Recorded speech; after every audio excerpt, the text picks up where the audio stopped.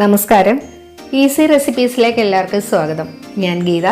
നമുക്കിന്ന് നല്ല ഉപ്പും എരിവും പുളിയുമുള്ള മീൻ വറുത്തത് ഉണ്ടാക്കാം. ഇതെങ്ങനെയാണെന്നൊന്ന് കണ്ടാലോ? ഇതിന് വേണ്ടിയിട്ട് 200 ഗ്രാം മീൻ എടുത്തിട്ടുണ്ട്. എല്ലും മുള്ളും ഒന്നും ഇല്ലാതെ ഇതൊന്ന് കനം കുറച്ച് അരിഞ്ഞെടുത്തിരിക്കുകയാണ്. ഈ മീനിൻ്റെ പേര് ഓലക്കുടി എന്നാണ്. ഇനി വേറെ പേരുണ്ടോ എന്നറിയില്ല. ഇതിലേക്ക് 1/4 ടീസ്പൂൺ മഞ്ഞൾപ്പൊടി ഇടാം, 1/2 ടീസ്പൂൺ ഉപ്പും 1/2 ടീസ്പൂൺ കുരുമുളക് പൊടിയും ചേർക്കുകയാണ്. പകുതി നാരങ്ങയുടെ നീരും കൂടി ഒഴിക്കാം. 1 ടേബിൾ സ്പൂൺ വെളിച്ചെണ്ണയും കൂടി ഒഴിച്ചിട്ട് നമുക്കിത് നന്നായിട്ടൊന്ന് മിക്സ് ചെയ്തെടുക്കാം. എന്നിട്ട് ഇതൊരു അരമണിക്കൂർ നേരത്തിന് മാറ്റി വെക്കാം. ആ സമയത്ത് നമുക്ക് ഇതിൻ്റെ മസാലകളൊക്കെ ഒന്ന് റെഡിയാക്കി എടുക്കാം. മസാലയ്ക്ക് വേണ്ടിയിട്ട് ഉള്ളി, കാന്താരി, ഇഞ്ചി, വെളുത്തുള്ളി, കറിവേപ്പില, ഉണക്കമുളക് ഇത്രയും എടുത്തിട്ടുണ്ട്. ഇതിൻ്റെ അളവുകളെല്ലാം ഞാൻ ഡിസ്ക്രിപ്ഷനിൽ ഇടുന്നുണ്ട്. ഇതെല്ലാം കൂടെ നമുക്ക് മിക്സിയുടെ ചെറിയ ജാറിലിട്ടൊന്ന് കറക്കിയെടുക്കാം. ഇതുപോലെ തരിതരിപ്പായിട്ട് കിട്ടിയാൽ മതിയേ. ഇനി നമുക്കൊരു ബൗളിലേക്ക് 1.5 ടേബിൾ സ്പൂൺ മൈദ എടുത്തിട്ട് അതിനകത്തേക്ക് 1/4 ടീസ്പൂൺ കുരുമുളക് പൊടിയും 2 പിഞ്ച് ഉപ്പും കൂടെ ചേർത്തിട്ട് നന്നായിട്ടൊന്ന് മിക്സ് ചെയ്യാം. എന്നിട്ട് നമ്മുടെ മീൻ ഈ മൈദയിലൊന്ന് നന്നായിട്ടൊന്ന് പൊതിഞ്ഞെടുക്കാം. ഇതുപോലെ നമുക്കെല്ലാം ഒന്ന് ചെയ്തെടുക്കാവേ.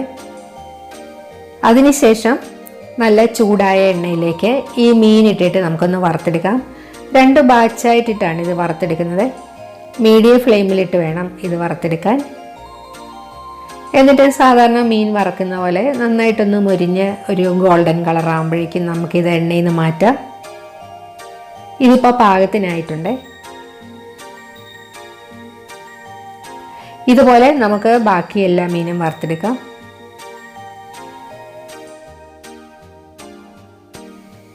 ഇനി ഈ ചീനച്ചട്ടിയിൽ നിന്ന് കൂടുതലുള്ള എണ്ണയൊക്കെ ഒന്ന് കോരി മാറ്റാം. ആവശ്യമുണ്ടെങ്കിൽ അതനുസരിച്ചിട്ട് വീണ്ടും ഒഴിച്ചു കൊടുക്കാം.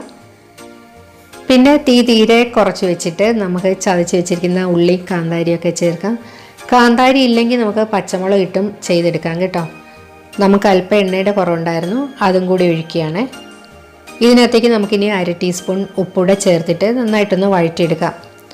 ഇതൊന്ന് വഴന്ന് വരുമ്പോഴേക്കും നമുക്ക് ഇതിനകത്തേക്ക് നമ്മൾ നേരത്തെ മീൻ പുരട്ടി വെച്ചിരുന്ന മൈദയില്ലേ, ആ മൈദ ബാക്കിയുണ്ടാവും. ആ മൈദ ഇതിനകത്തേക്ക് ഇട്ടിട്ടൊന്ന് മൂപ്പിച്ചെടുക്കണം. ഇനി ആ മൈദ ഇല്ലയെന്ന് വെച്ച് കഴിഞ്ഞാൽ വേറെ 1 ടേബിൾ സ്പൂൺ മൈദ ഇട്ടിട്ടൊന്ന് മൂപ്പിച്ചെടുക്കണേ. മൈദയൊക്കെ ഒന്ന് മൂത്ത് കഴിയുമ്പോഴേക്കും നമുക്ക് ഇതിനകത്തേക്ക് 6 ടേബിൾ സ്പൂൺ വിനാഗിരി ഒഴിക്കാം. അത് വിനാഗിരി നമ്മുടെ പുളി അനുസരിച്ചിട്ട്. വിനാഗിരി ചേർക്കുമ്പോൾ അല്പം ഉപ്പിൻ്റെ ആവശ്യം കൂടെ വരും കേട്ടോ. അതിനുശേഷം നമുക്ക് മീൻ ഇട്ടിട്ട് നന്നായിട്ടൊന്ന് ഇളക്കിയെടുക്കാം. സ്റ്റൗ ഓഫ് ചെയ്യാം. ലാസ്റ്റ് ഞാൻ ഇതിൻ്റെ മീതെ കുറച്ച് കറിവേപ്പിലയും ഉണക്കമുളകും വറുത്തിടുന്നുണ്ട് കേട്ടോ. ഇത് നല്ല ടേസ്റ്റുള്ള ഒരു മീൻ വറുത്താണ്. എല്ലാവരും ഒന്ന് ട്രൈ ചെയ്ത് നോക്കണേ. വീഡിയോ എല്ലാവർക്കും ഇഷ്ടമായെന്ന് വിചാരിക്കുന്നു. എൻ്റെ ചാനൽ ഇതുവരെ സബ്സ്ക്രൈബ് ചെയ്യാത്തവരൊക്കെ ഒന്ന് സബ്സ്ക്രൈബ് ചെയ്ത് സപ്പോർട്ട് ചെയ്യണേ. മറ്റൊരു വീഡിയോയുമായി വീണ്ടും കാണാം. Thank you.